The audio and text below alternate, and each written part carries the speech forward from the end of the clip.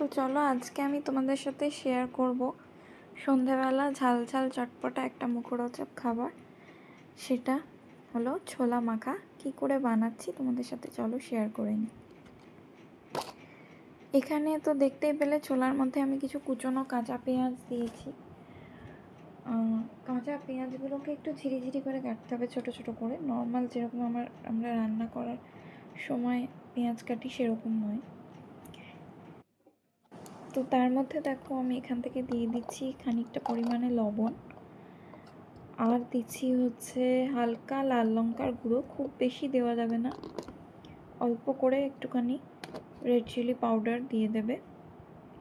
আর দিচ্ছি হচ্ছে হালকা জিরের গুঁড়ো।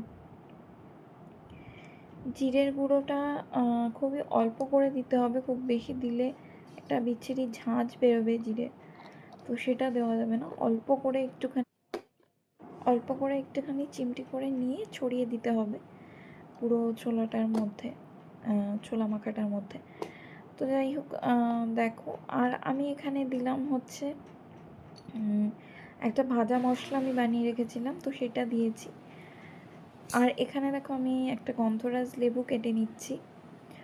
গন্ধরাজ লেবুটা তোমরা কোয়ান্টিটি বুঝে দেবে, মানে যতটা তুমি ছোলা মাখছো, যদি একটা গোটা লেবু দেওয়ার প্রয়োজন হয় তাহলে অবশ্যই দেবে। পাতিলেবুও দিতে পারো।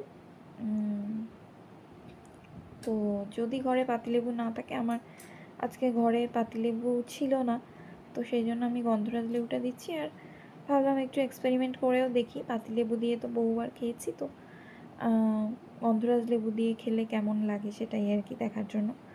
তো গন্ধরাজ লেবু ঘরে ছিল, সবসময় তো থাকে না, ইচ্ছে করলেও যে করবো বা বানিয়ে ফেলবো সেটা হয়ে ওঠে না। তো আজকে যেহেতু ঘরে ছিল, তো সেই জন্য ঘরে থাকা জিনিস দিয়েই বানিয়ে ফেললাম। এখানে তো দেখতেই পাচ্ছ যে আমি গন্ধরাজ লেবুটা কেটে ভেতর থেকে দানাগুলোকে বের করে নিচ্ছি। বুকটা কেটে ফেলে দিয়ে আমি গন্ধরাজ লেবুর দানাগুলো ছাড়িয়ে নিয়েছি। এবারে আমি গন্ধরাজ লেবুটা যেটা করব হচ্ছে ওই ছোলা মাখার মধ্যে আমি দিয়ে দেবো গন্ধরাজ লেবুটা।